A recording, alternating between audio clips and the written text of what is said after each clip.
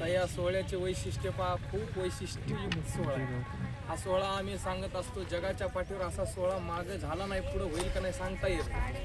असा अभूतपूर्व सोहळा आहे. सोहळे खूप मोठमोठाले होतात, परंतु काय ह्या सोहळ्याचं वैशिष्ट्य असं, या सोहळ्यामध्ये जनसामान्याकडून कोणाकडूनही वर्गणी घेतल्या जाणार नाही. दुसरी त्यामुळे 3 प याच्यामध्ये महत्त्वाचे. पहिला प आहे पावतीमुक्त. हा कार्यक्रम पावतीमुक्त आहे.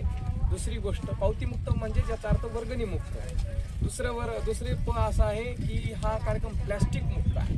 प्लॅस्टिकची कुठलीही वस्तू इथं वापरल्या जाणार नाही, एवढं सूक्ष्म नियोजन आहे.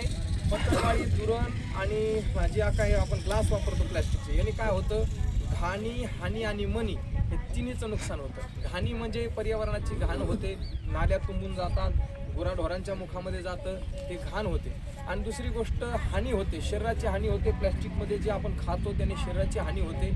आणि तिसरी गोष्ट आहे मनी, पैसाही वेस्ट होतो. म्हणून आम्ही ठरवलं हे प्लॅस्टिक वापर करायचा नाही. मग आता सूक्ष्म नियोजन असं आहे, पाण्याची बॉटल, आता उन्हाळा दिवस आहे, पाणी सगळ्यांना लागणार आहे. प्रत्येक ठिकाणी ग्लास आणि जार आपण ठेवू शकत नाही. माणसं बाहेरून बाटल्या घेऊन येतील, आपण त्यांना मनाई करू शकणार नाही.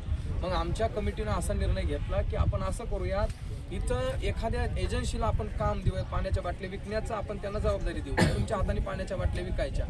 कशा विकायच्या, तर एजन्सी संपर्क झाला, त्यांनी सांगितलं आम्ही 10 रुपयाला बाटली विकणार, भरलेली बाटली 10 रुपयाला विकणार आणि रिकामी झालेली बाटली 5 रुपयाला परत विकत वापस घेणार.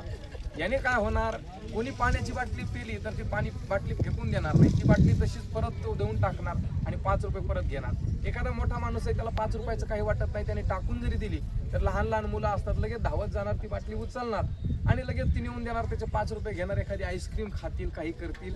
म्हणजे एकही बाटली इकडं तिकडं पडलेली आपल्याला दिसणार नाही आणि त्या पडलेल्या बाटल्यांचं परत रिन्यू करून ती परत वापरता येईल, असं एक नियोजन आहे. दुसरी गोष्ट, पत्रवळी आपल्याला वापरायची नाही प्लॅस्टिकची. मग आपण केळीच्या पानांची व्यवस्था केली. तर अनेक गावांनी आम्हाला सहकार्य केले, अनेक शेतकऱ्यांनी आम्हाला सहकार्य आपल्याला केलंय. अनेक गावातून केळीचे पानं येतात, कुठून 1,00,000 पानं येतात, कुठून 50,000. आष्टी गाव आहे आपल्या इथून, धोतरजोडा आष्टी, तिथून 1,00,000 पानांचं नियोजन शेतकऱ्यांनी केलं. त्यानंतर आमचे बळीभाऊ बिडवे आहेत सातवण्याचे, त्यांनी 50,000, त्यांनी सांगितलं महाराज 50,000 केळीची पानं आम्ही उपलब्ध करून देऊ. आणि आमच्याच्याने केळीची पानं नाही उपलब्ध झाले तर आम्ही जी पत्रवळी असते, पळसाच्या पानाची पत्रवळी मी स्वतःच्या खर्चाने 50,000 पत्रवळ्या तुम्हाला दिल्या. त्याच्यानंतर आमचे लाटे भाऊ एक देवल्याचे त्यांनी सुद्धा 50,000ची. म्हणजे अशा अनेक आहेत. झरीकर ग्रामस्थांनी 25,000, त्याच्यानंतर हिस्सेकर ग्रामस्थांनी 25,000, अशा आपला पावडे हातगाव तिथल्या ग्रामस्थांनी 25,000 अशा पानांची आपूर्ती ते करतायत. हा कार्यक्रम प्लॅस्टिक मुक्त आहे. तिसरं वैशिष्ट्य आहे की हा कार्यक्रम पाकिटमुक्त अर्थात दक्षिणारहित आहे. कोणीही कीर्तनकार, गायक, वादक, कोणीही वारकरी इथं आल्यानंतर दक्षिणेची अपेक्षा करणार नाही. नवीन डिझेलचा सुद्धा रुपया कोणी स्वीकारणार नाही. अशा पद्धतीनं हा कार्यक्रम वैशिष्ट्यपूर्ण आहे. गावागावातून पारायण करते येत आहेत. आम्ही पारायण करताना एवढंच आवाहन करतोय, आम्ही सगळीकडे जाऊन स्लोगन आहे आमचा, काय, संसार करा गोडीनं आणि पारायणाला बसा जोडीनं, असं आमचं महावाक्य.